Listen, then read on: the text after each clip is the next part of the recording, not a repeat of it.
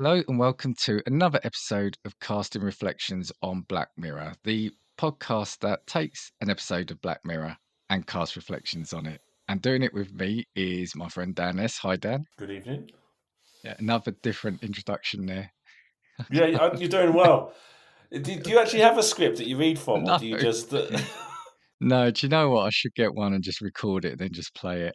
I'm waiting for the day that you do your casting views normal one, not the Well, casting reviews. the thing is, that was the same one, but I just managed to change it to Casting Reflections at the right time. That is the Well, one. well done. Anyway, you okay?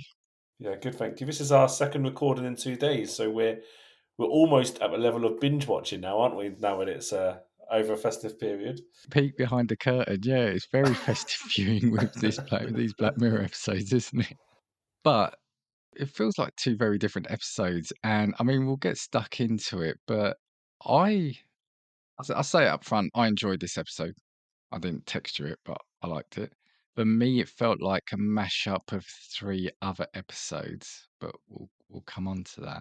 The episode in question is season 4, episode 2, Arkangel, written by Charlie Brooker. And did you know it was directed by Jodie Foster? I knew today when I saw her on the end credits or the starting bit, and I thought, oh, that's pretty cool.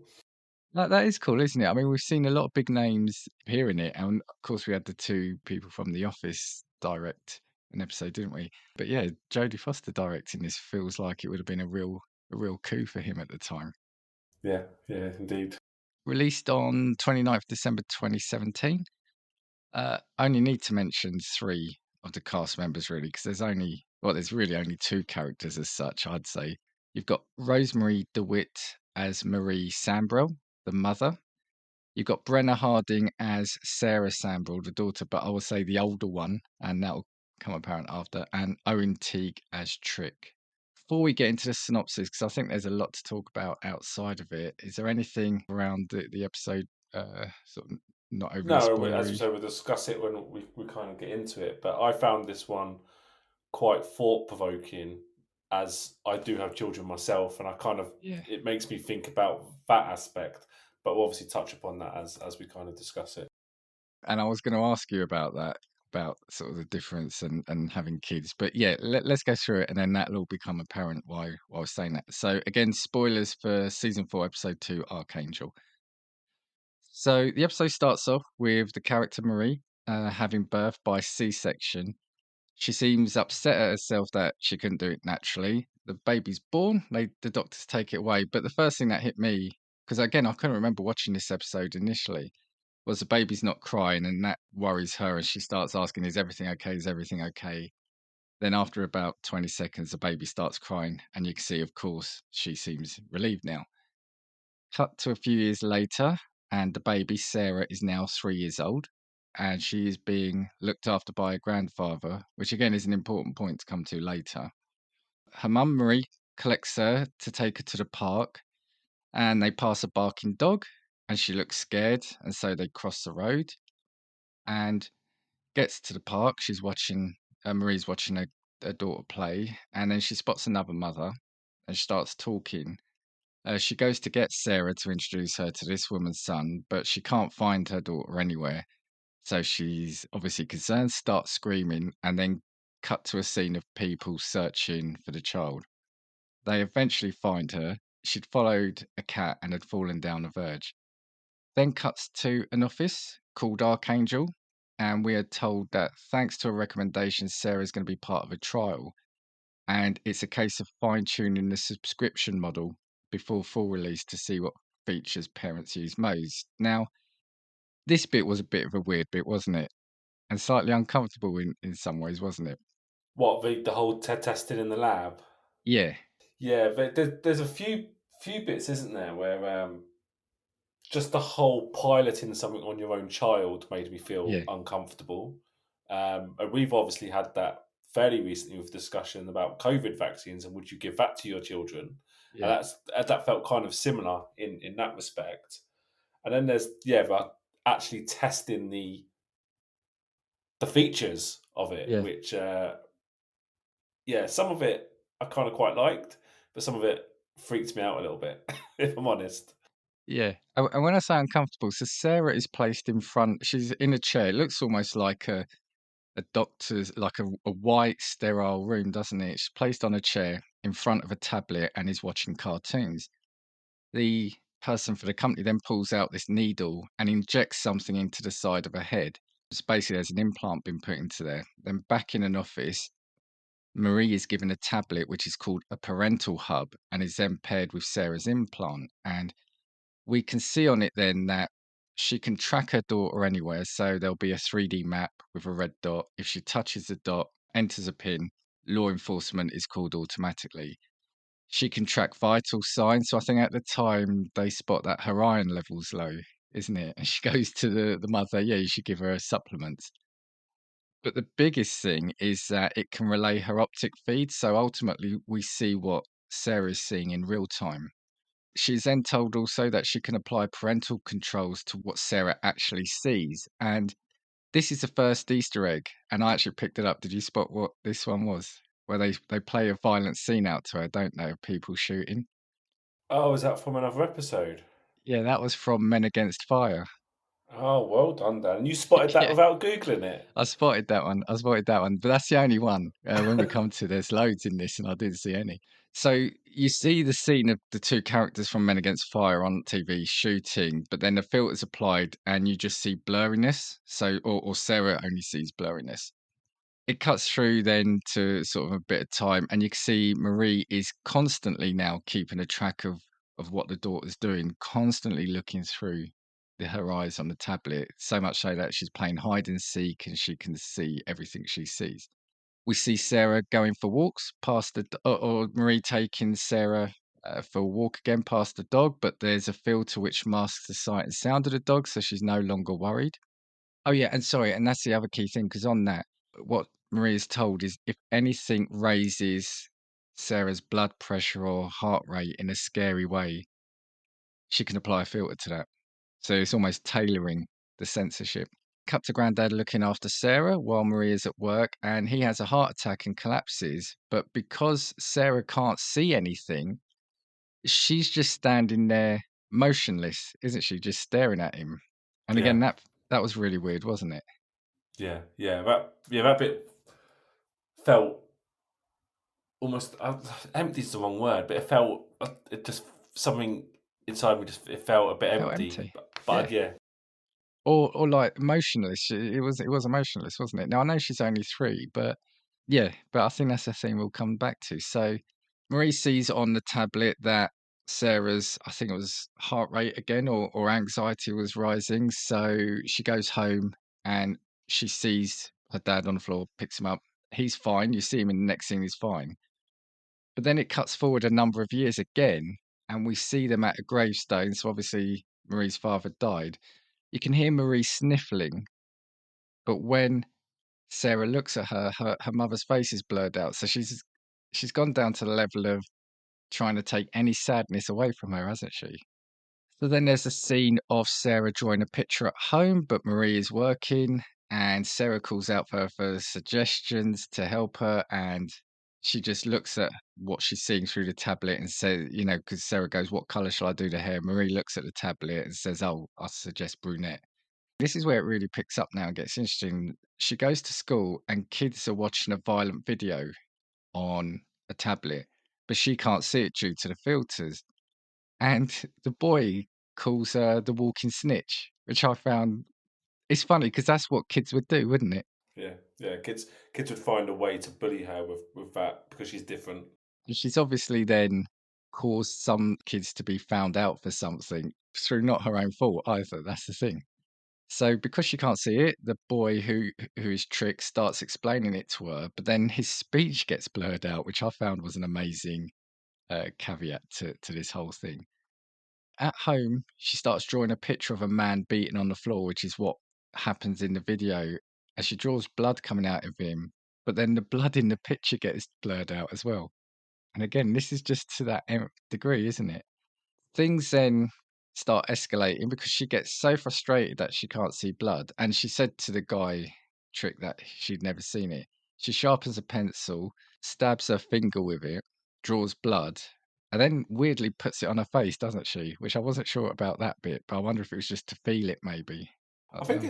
it's to feel it because I'm guessing everything she's now been through, she just feels numb, and the only feeling she's ever had is a positive one, and I think that can have a weird effect on someone. So I think it's maybe just to feel close to it, but she can't see it. Yeah. Yeah, it's just a sensation maybe, yeah. Marie runs up because the tablet's alerted her and Sarah slaps her, which is a first sign of her anger and frustration. So the next scene, Sarah's in therapy because I think she's drawn more violent pictures. The mother asks if she may be autistic because of the pictures of violence and the cutting of herself.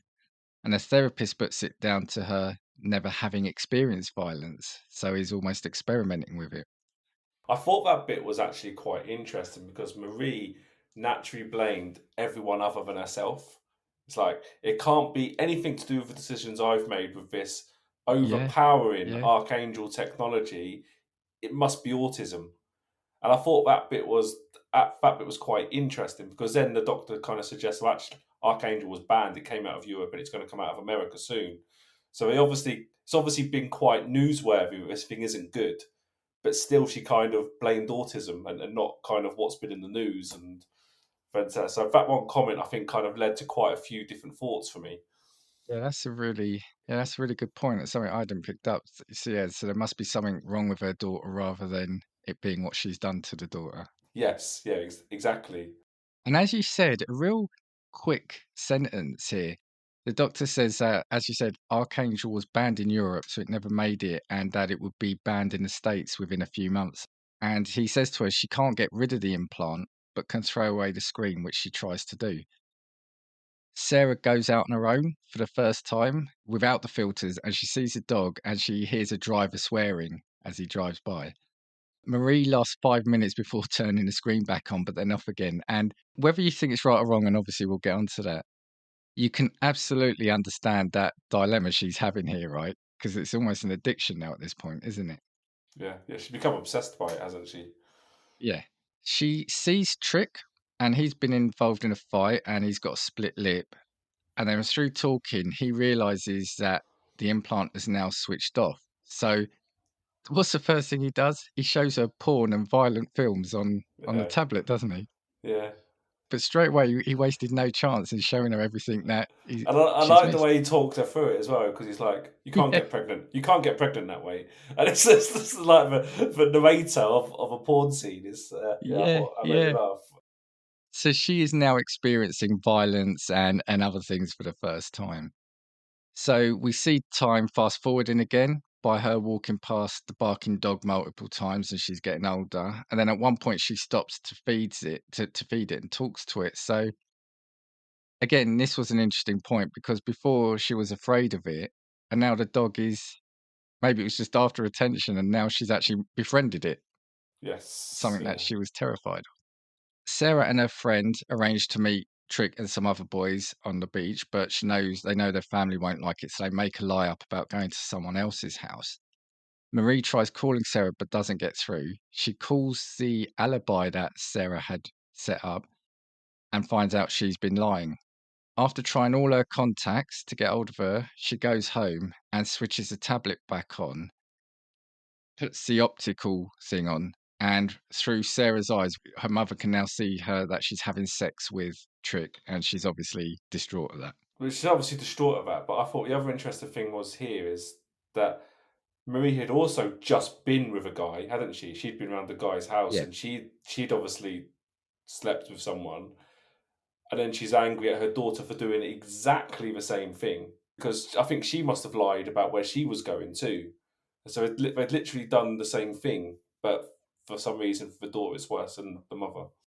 Again, it was a slightly interesting thing here. Now, we see Sarah talking to the boy after they have sex, and he says to her, "You don't have to talk like that." And she says, "What?" And he goes, "Like the porn stuff." So, again, while that might seem like a throwaway line, she's had no experience of it, and I guess she is still quite young, but I guess in her head at that time, she's probably thinking, "That's what I've got to do," because she's got to that age without knowing what it is. Yeah, And I and found that a really interesting line. and we've got to assume that every conversation about sex or growing up, like that's too old for her would have been completely blurred out. So that you're right. So that porn video might be her only experience of what it should be like. Yeah. Sarah gets home and continues to lie to her mother. And Sarah then meets up with Trick again, and it's implied that he's selling drugs and she wants to try some. So they start to experiment with it. Just at that point, Marie's tablet alerts because Sarah's heart rate's going and she sees Sarah taking drugs. Now, what's funny about this scene for me, and I made a note here, is Marie is looking at the tablet and it's just like the entire history of you, isn't it? Where she goes through all the memories to find who this boy is. So she's using a fancy tablet, it's fancy technology with a chip in her daughter's brain. She's in front of this fancy looking computer monitor. But in the background, I spotted two egg timers, which I found really, like the big sand hourglasses, sorry, not egg timers, big hourglasses. I found it quite funny that in a technological scene like that, she had a couple of hourglasses in the background. Very good spot. So, yep, she finds the face of Trick and uses an application called Face Seeker to find out who he is. She confronts him at his work, and we then find out that Sarah's 15, and on her phone, he's showing her footage of them having sex, and she threatens to show the police of him if he ever goes near her again. And at this point, he's obviously surprised himself that the system's still on. So, Sarah and him thought it's been off all this time. Sarah tries to contact Trick, but he ignores her, and she then confronts him, and he continues to reject her. We then see Marie get an alert, but we don't see what it is, but it makes her put her head in her hands. She then goes to a pharmacy, and the next morning we see her making a smoothie for her daughter and puts a crushed tablet in it. Next day at school, we see Sarah feels sick. She leaves class, and the nurse says that she had to run some tests because I think they were having norovirus. And it wasn't anything other than the emergency contraceptive pill that made her sick for the pregnancy. Sarah's obviously confused. She says, I'm not pregnant. But the nurse says it's okay. The pill will work and will have terminated the pregnancy. So, pretty shocking revelation here that the mum knows something. I got the impression that Sarah thought that she was pregnant, and that her mum, because like you said, we didn't see the scene where that alert came from. I just assumed that she'd looked at a pregnancy test or something along those lines and realised she was pregnant. But you think it's more a medical alert that popped up, and Sarah didn't know about it. Yeah, I think she didn't know about it. I think it's Interesting. Okay. the vital signs showing something in her body had changed. Yeah. Okay. Sarah obviously then starts putting two and two together. She goes home, finds the tablets she finds the tablets that the mum has given her, and then she also finds the tablet itself in her mum's bed and sees everything she has been seeing. Sarah confronts her mother, and I've put here in brackets cool scene because Marie logs onto the tablet and she sees herself from behind, doesn't she? So her daughter's standing right behind her, and I really That was a like bit that. horror filmish, wasn't it? It's Yeah, yeah, I really like that. Sarah snatches the tablet out of her mum's hand and starts attacking her violently, as in, sort of hitting her mum around the face with it. But because it's now got violent, Sarah can't see this. So she's just hitting her mum, her mum's on the floor. And then the tablet starts breaking and she stops and she sees her mother's beaten face. She runs out the house. Marie wakes up, grabs the smashed tablet, and tries to find Sarah, but she's gone. And the tablet now dies, meaning that she's now got no contact with her. And we then see Sarah hitchhiking because she's leaving home. So that is the episode distilled down. There is a lot in that episode, isn't there? that is a hell of a lot. Yeah. Talk to me about it. Well, you actually covered all the bullet points that I made, which was quite good. Let's start with the technology itself when it starts, and I kind of understand Marie's reason why she got the Arkangel thing, because that thought of losing a child when they're so young and they toddle off or they walk off is a parent's worst fear. And I think every parent has probably been through a moment where just for a second they lose track of where their child is, and your heart kind of drops, and you fear the worst. So that part of it, tracking location, I think is a really cool feature. And I've often thought about, you get the Apple Pods, the AirPods, not AirPods, AirTags. And I often thought if I take the kids to like a busy place, I might just stick one of them in their back pocket just to kind of in case the worst happens, and they wander off or we lose where we are or something along those lines. So I kind of get that. But everything else about it, I just don't like. It's just such. And I think when Sarah gets to different ages, it becomes even more unacceptable. Do you know what I mean? Like it's like a sliding scale. When she gets older, it becomes Absolutely. more unacceptable. Like the whole seeing what she sees, I kind of get for a 3 year old, but not. No, I don't get it as a 3 year old. But it's even worse as like when she gets older. So that part is bad. is very bad, I think. And the whole blocking out of bad things as well. I think that's just there's only so much you can wrap a child up in cotton wool, and I think sometimes at children as they grow up, they just have to experience things and be scared of the right things, and that helps them grow. And I think where you kind of saw that was the changes with the dog that we're walking past. So she originally became scared, then blocked it out, and then when it came back again, the dog was horrific and she was really scared again. But then she naturally evolved to be not scared of a dog and eventually became friends with it. And I think sometimes as a child growing up, you just need to experience those things, and that's part of your learning. And if you live such a sheltered life, it's not going to help you in latter life. Yeah, and this was the interesting one, and that's why sort of glad I've got you on this one because I don't have kids, so I couldn't put myself in that headspace. It's easy to say, yeah, of course I'd want to track them, but it's like you said, there's got to be a sliding scale. So at 3, I get it. At 5, I get it. Maybe up to like 8 or so, I get it. But then when she's like, especially when she's at secondary school, there's got to be an element then of surely you've got to start backing off. And especially as the daughter doesn't know when mum, because it's not like a little thing appears in her eyesight to say your mum's watching you. It's voyeurism, isn't it? It's she doesn't know. Same thing when we've talked about it on the entire history of you, didn't we? Where it's kind of like social media stalking that someone doesn't know that you're stalking their profile or you're looking at your memories in that particular episode. So you just kind of abuse it because it's silent. And I think you'd kind of get to a point with this as you become obsessive with it. And because you know that they don't know you're watching, you'd be more inclined to do it. But like you said, if it popped up with a notification that says, oh, by the way, your mum's watching this, you would never ever turn it on unless she'd like been missing for like 2 days or something Yeah. along those lines. Like it was real danger. You would never do it because at that point the person knows you're following them.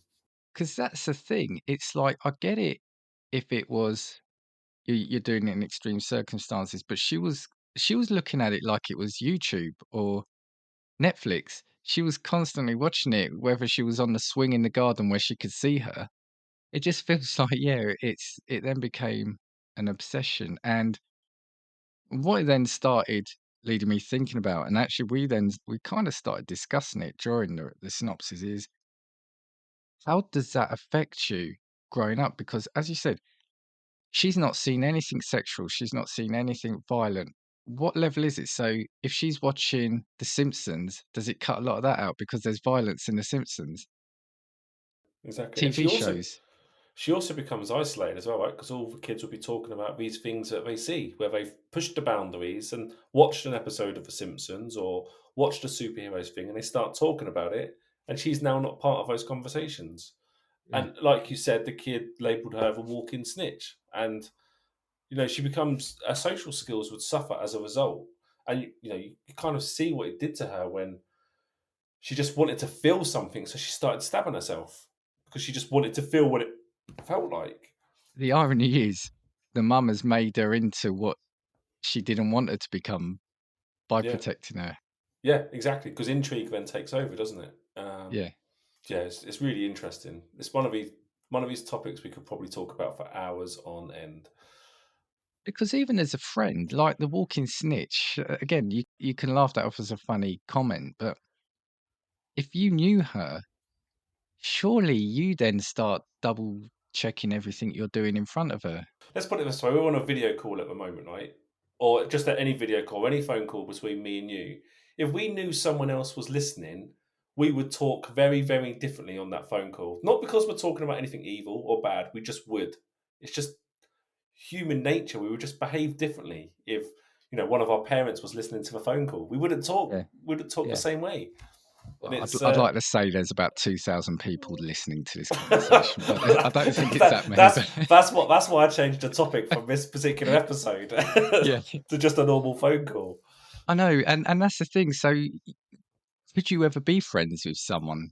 I mean, I'm not saying that everything you do is going to be illegal or something that you wouldn't want it, but It's not even about even illegal, is it? It's no, just yeah, it's like it's weird. we're It'd be probably, weird. It's weird.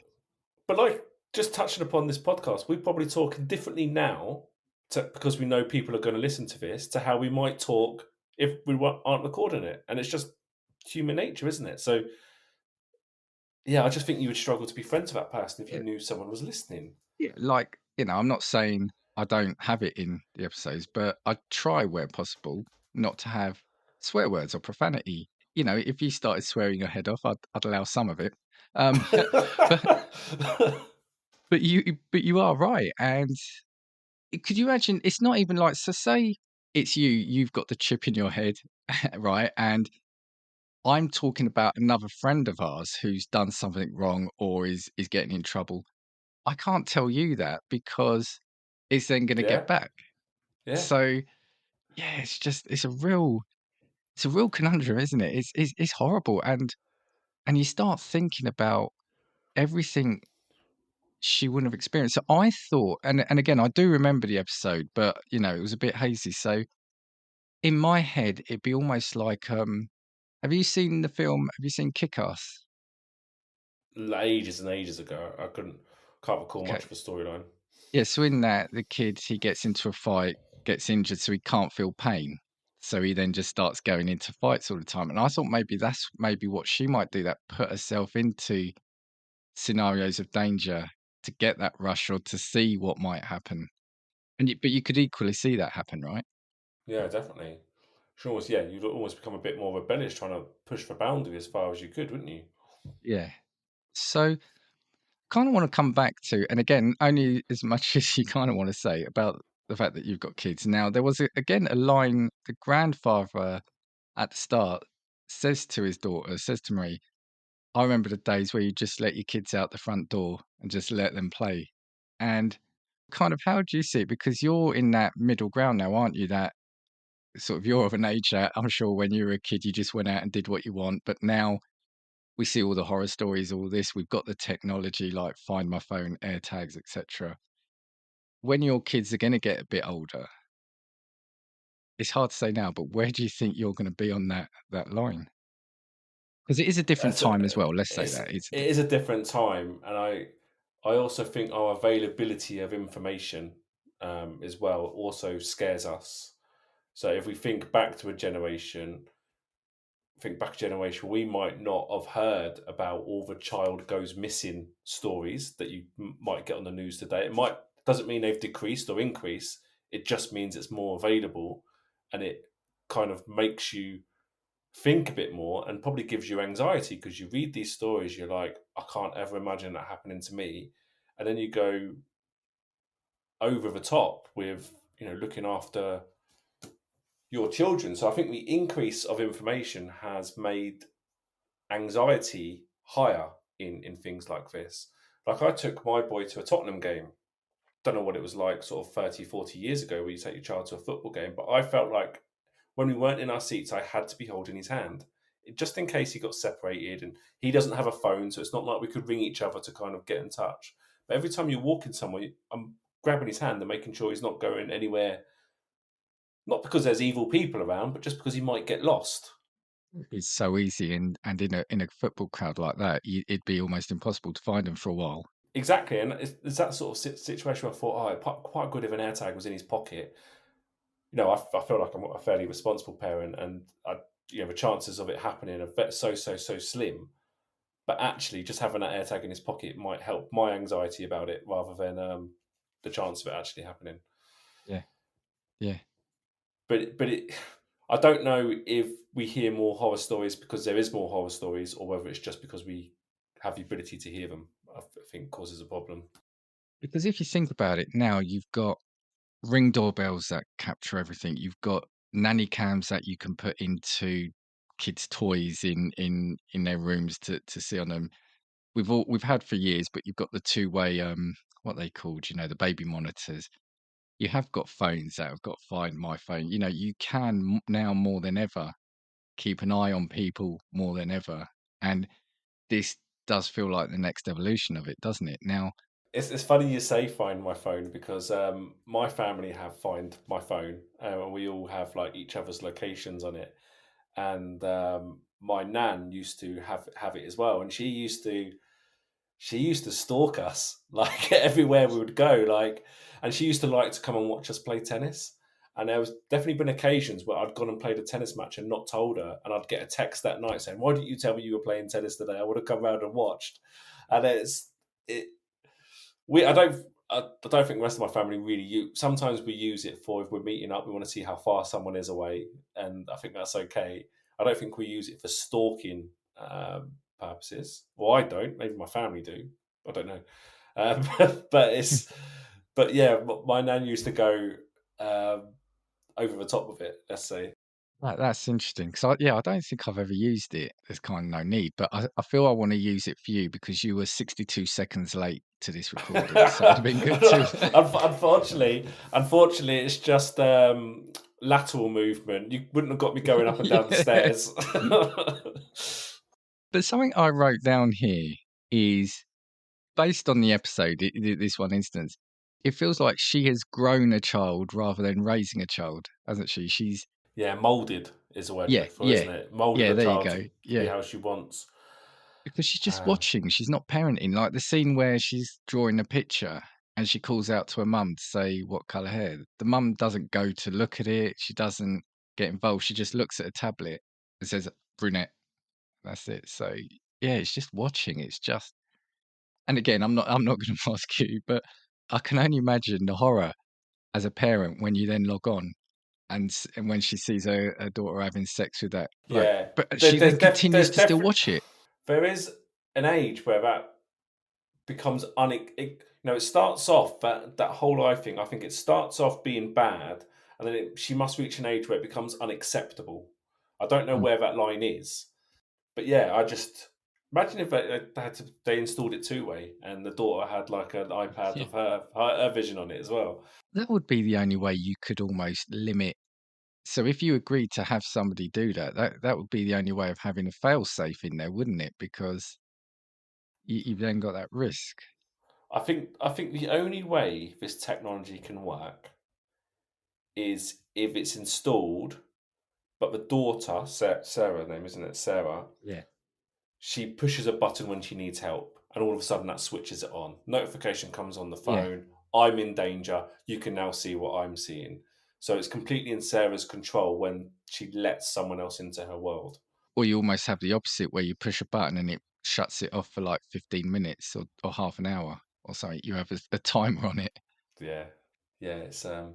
It's also quite interesting, isn't it, when she kind of gets home after spending the night with that guy, and she goes through that dilemma, doesn't she? She almost wants to confront her daughter, but she also doesn't want to tell her why she wants to confront her Yeah, daughter. yeah.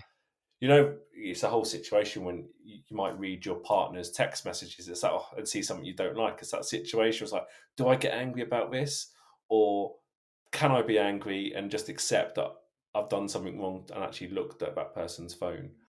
Well, it's that classic thing that you see in TV shows where somebody's got a valid reason to be angry with someone, but because they've done something wrong to get that information, they're then Yes, in the wrong.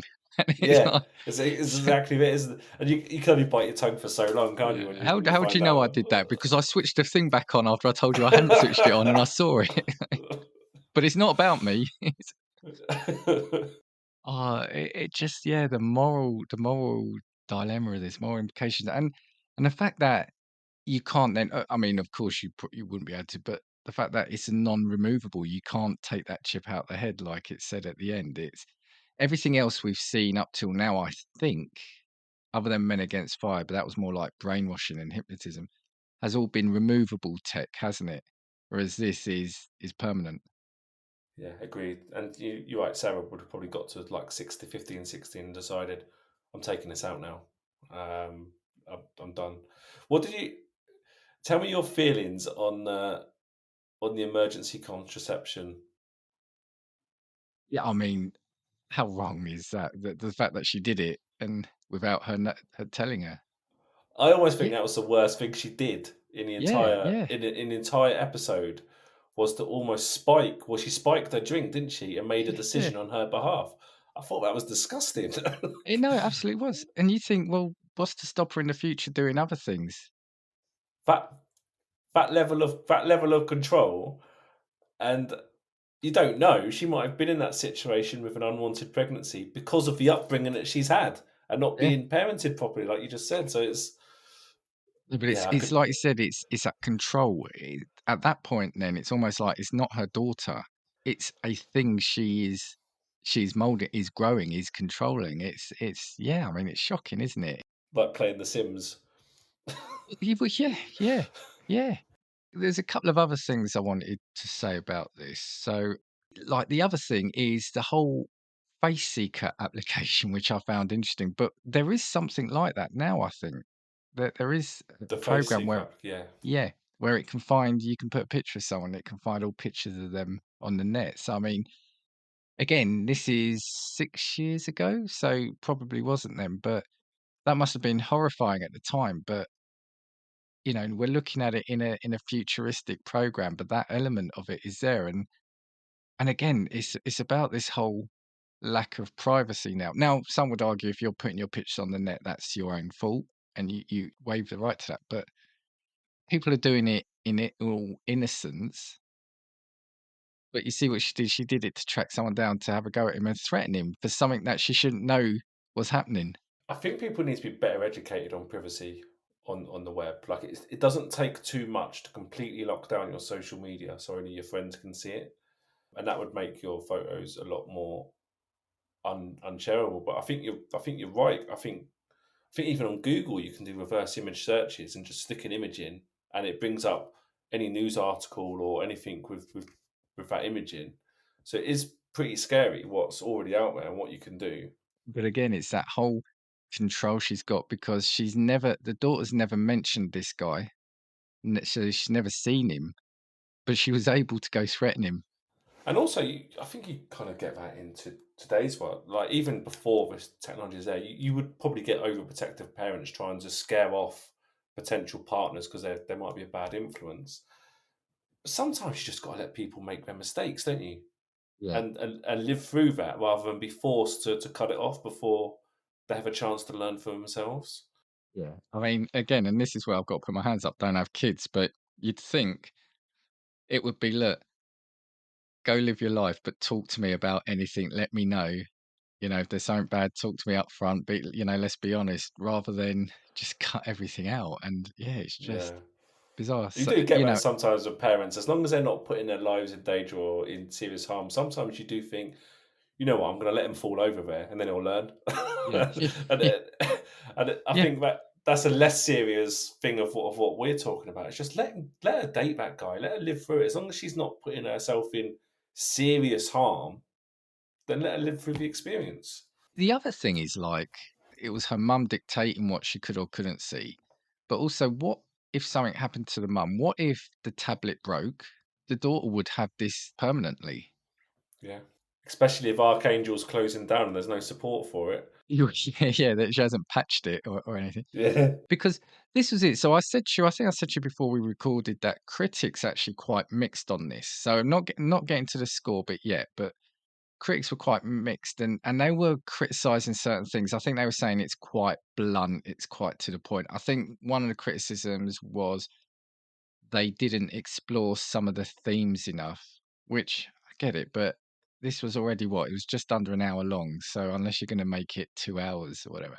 But one I found interesting was critics didn't like that the privacy thing, like some of the things that were in this tablet, this tech, would never have been allowed. But I argue that, and maybe you can think back of things, but I argue that maybe they've missed a point there. And obviously, I'm not a TV critic, but it said at the start that this is a trial, right? And they were trying to see what things parents used more of. So to me, mm, I had the impression that this is almost like the full version.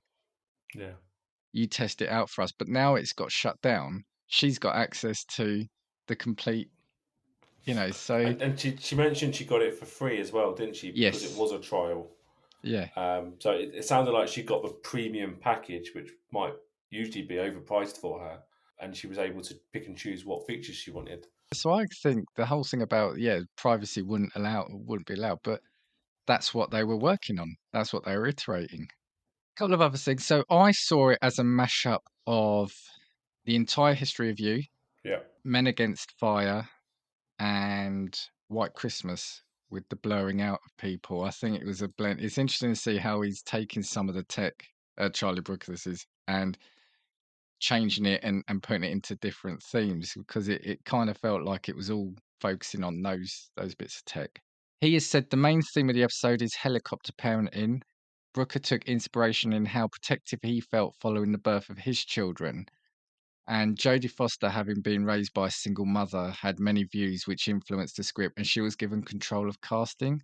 Prior to having children, Brooker thought negatively of content restrictions designed for children, but he was concerned by his 3-year-old son seeing a horror movie trailer after he left him alone with YouTube on autoplay. He was also concerned by thoughts of his children seeing an accident or hearing profanity in their day to day life. Now, again, actually, I want to throw that at you again if you want to answer that. So, Yeah, YouTube is an absolute nightmare okay, for things like this because it is so easy for a child to just be watching. You might be just watching a completely innocent child video, and the next thing is watching is something completely inappropriate.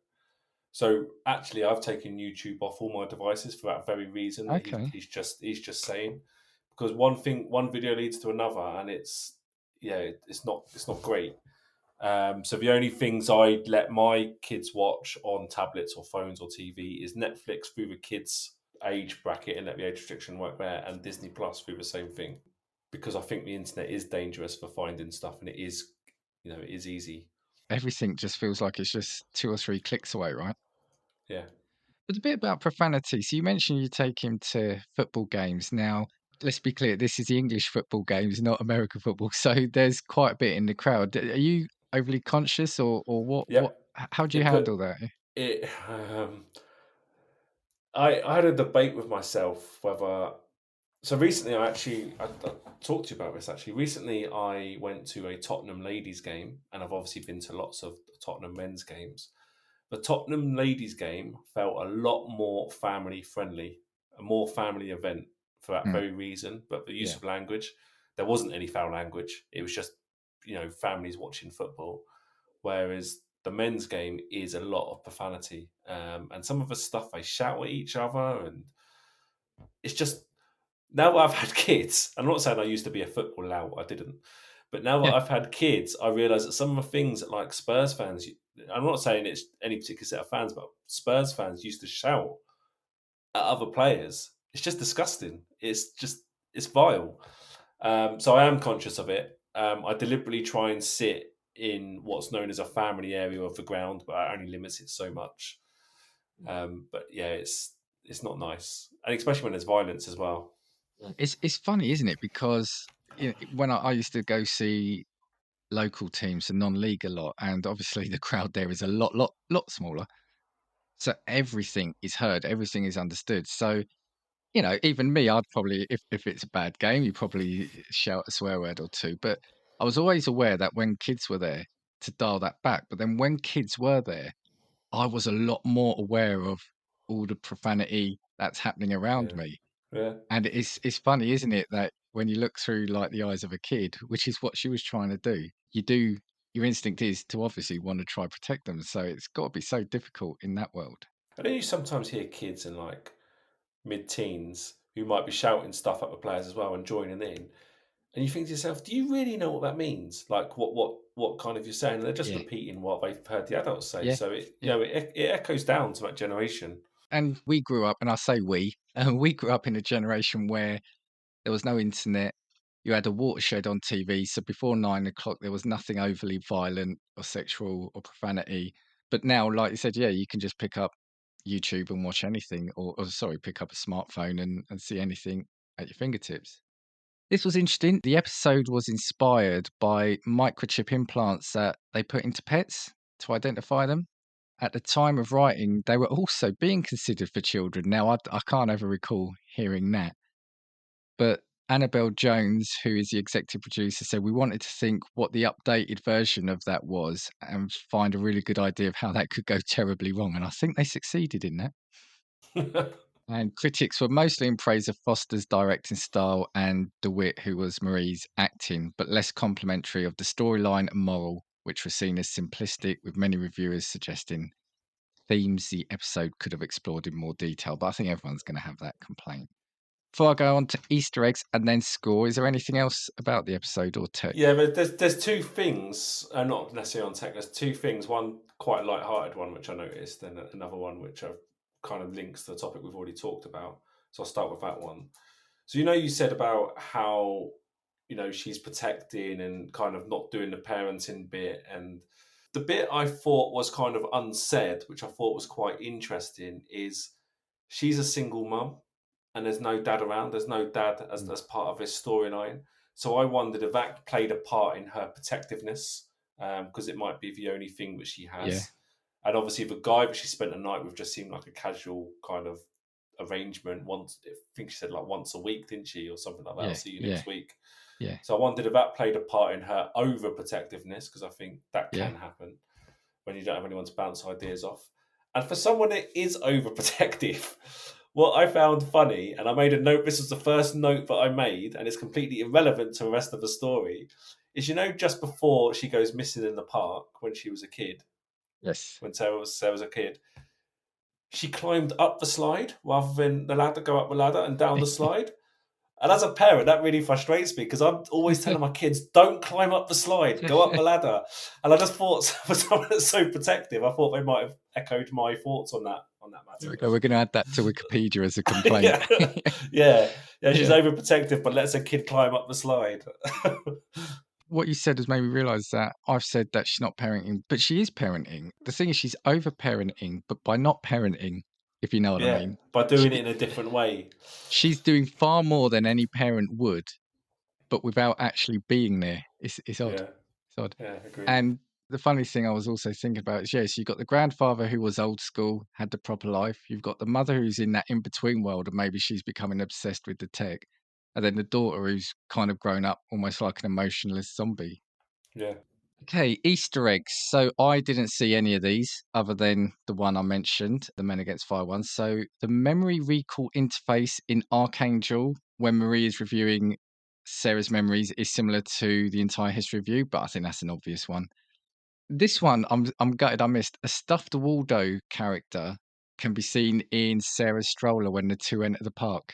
I missed that. No, yeah, I completely missed that. We'll have to look I'm at I'm that. amazed that Waldo's allowed anywhere near that girl. Yeah, yeah, yeah. But even more so here, a lunchbox displaying Waldo can be seen when she takes her to the playground in a buggy. So yeah, actually, no, that's cracked me up. What a hypocritical. Yeah. She probably can't see anything on it. So. Yeah, true. This one I thought was stretching it a bit, but it's probably valid. But on the refrigerator, there are magnets that say BM, and that's supposedly the show's title, Black Mirror. I saw this, but didn't pick it up as being an Easter egg. On the pharmacy that the mum goes to get the tablets, the website is www.rexpharmacy.net, and that is a web page with an image of the troll face. Or sorry, it is a web page with an image of the troll face in Shut Up and Dance. And again, this one would have been a good one to spot. Posters for Tusk, the rapper from Hated in the Nation, and Harlech Shadow from Playtest can be seen in the teenage Sarah's bedroom. Oh wow, okay. I want to know, I'm fascinated by the Men Against Fire video. I want to know how that's in there. So in that world, is that a film? Is that like a film, or how have they got that footage? That's what I want to know. Oh, what of the footage of the previous episode? Yeah, yeah. So when they showed that when they're testing it out and they showed that footage of them, because in that now I really want to know how they got that. So in their version of reality, is Men Against Fire like a film? Might have been a news article, mightn't it? You don't Charlie, know, do let you? us know. Let us know. Yeah. Okay, so the important thing, the score. And as always, I'm going to let you go first. I'm going to 8.8. I don't think it's as good as the ones that I've previously said as over 9, but I do think this is a thought-provoking episode. And I don't know if it scores higher because I've got children and it makes me think about it more. But yeah, I'm going to go 8.8. Right. Okay. I'm giving it a 9. I really enjoyed it. And again, maybe because I don't have kids, I can look at it more objective. Maybe it doesn't terrify me in some of the reality of it. But yeah, I kind of like like you said, the thought provoking nature of it. And yeah, you're trying to think what else could it lead to. So yeah, I'm giving it a 9. I thought it was good. I thought it was a good episode. So that is Archangel. Next episode, again, I know I say it each week, but I'm going to admit you're taking the lead on it, and it's called Crocodile. And I have to say, I don't think I ever remember hearing that name. No, are you sure you're looking at the right playlist? Yep, yep, it's definitely the right program. So Okay. yeah, well, I look forward to hearing you review that because I don't remember it at all. So anything else before we go on this? No, nothing for me. Thank you again. Okay, catch us on the next episode where it's episode 4, Crocodile. 2, 3, 4. If I want your opinion, I will give it to you. Come on, take what we've got, 'cause you